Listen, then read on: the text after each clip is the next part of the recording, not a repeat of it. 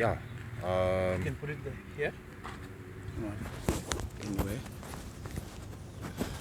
So yeah, I don't Yeah, know. you can just I'll hold see. it. Oh, I'll hold this one. You can have this one. And then I'll pin it here. Alright. Yeah. So yeah, let's just start.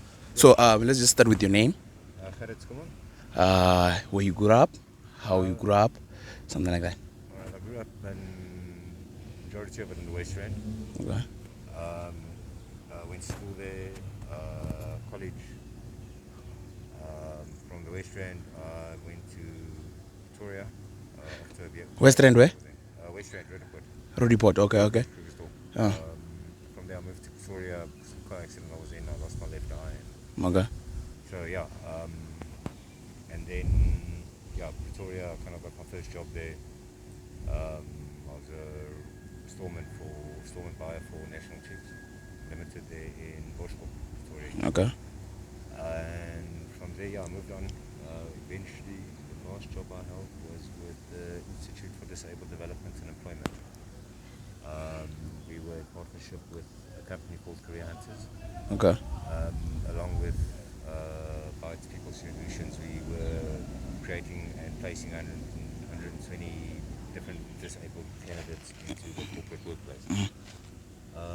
So it was nice, it was fun, it was a lot of work. So what happened for you to lose the job? I got voted out at directorship level. So you just voted out? So it was like that, I disappeared. I had everything done, my work was on schedule, it was done. I decided to send the things through on the Monday. I woke up the Sunday morning, I had everything. I went to sleep the Sunday night, I had nothing. That's how quickly it happened.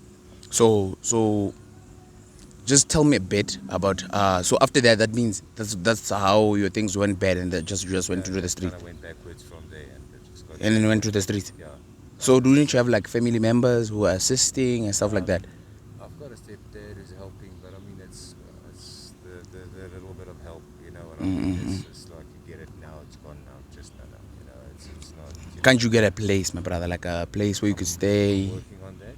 There are a couple of options I'm looking at that I can afford at the moment. And then take it from there. As soon as I can find a place that's suitable. So your story is that you were working, and they voted you out, and then you lost your job. After losing your job, you just went straight to the street. Yeah, everything went backwards. But didn't you like at least try like get a piece job, stuff like that? I've tried in the meantime, but I mean it's a month here, it's a month, 2 months there, 2 weeks, maybe 3 months, you're lucky 6 months. It's not. It's not consistent it's not and consistent. It's not a consistent thing like it should be. So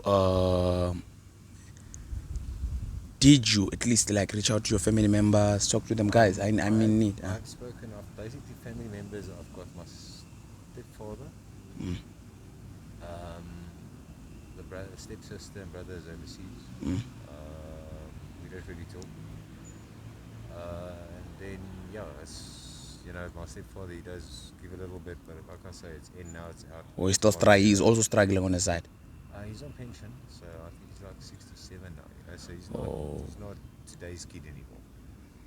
So how do you expect to change your situation, my brother? My brother, if I can get something like a roof over my head, because you understand, if you're on the street, it's not a thing of you get a job and you're off the street, or you get a place to stay and you've got a job. It's a difficult, how would I say, complicated solution to the problem, if that makes sense. Because I mean, if you have work, you obviously want to get there, you want to be clean, you want to be neat, you want to. Yeah, because first impression is always the one that catches the eye. Yes. But now, I heard you said you have got the overseas family and stuff like that. Haven't you tried to them like, guys? I know sometimes I won't lie. There's a thing that we call pride. I can do this alone. But sometimes you can just humble yourself and be like, no, what? This time I failed, but next time I might try. Can I just try and get a hand? Have you ever tried that to your families that are on the overseas or? Like I said, I'm waiting. I'm waiting for something to transpire from some people I've spoken to. So once it happens, then I'll talk about it. Okay, and then you spoke about the rafting, right? Yes. Regarding that you were in an accident, and can you just tell us the story a bit about that? In 2001, I went in under a truck at about 200 plus k's an hour.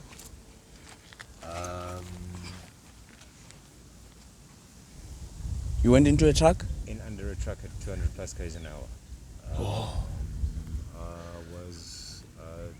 To put it in layman's terms, they cut the car out of the truck and then they cut me out of the car. Yes. They could only find my vital signs in my feet. This part of my head was crushed, completely rebuilt. Even my nose that I've had is over there, it's not over here anymore. So it was a 4.5 months in hospital, majority of an ICU and high care, neurological rehabilitation, that kind of thing. It took a while to recover. To recover. So you said you tried to go to court about regarding the rev and stuff. What really happened? I went to a firm, got them to represent me. They had everything sorted out, and then I had to sign the documents. That was the Thursday. The payout was supposed to happen a week later, and the lawyer and myself, as well as 29 other people in the company's files, plus the payouts, money disappeared. Him as well. The lawyer is the one that scammed you out of the money. How much were you supposed to get? It wasn't much. It was supposed to be like 100,000 something odd, but Yeah, it was gonna be. it made a big difference at the time. Yes. Yes, I'm so sorry, my brother. And just tell us, how long have you been in the street? About 5 years, 3 months now. 5 years, 3 months. So meaning around 2019, you're still working and stuff like that. So in the 5 years you've been in the streets, what are the most scariest moments you've ever experienced? Well, I've woken up in Boxburg with blade that long in my throat. Yeah. It's like, yeah, okay, what do you want? Just take it.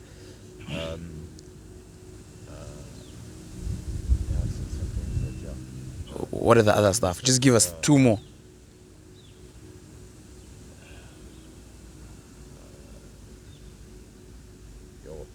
It's really bad. Yeah, it is sometimes.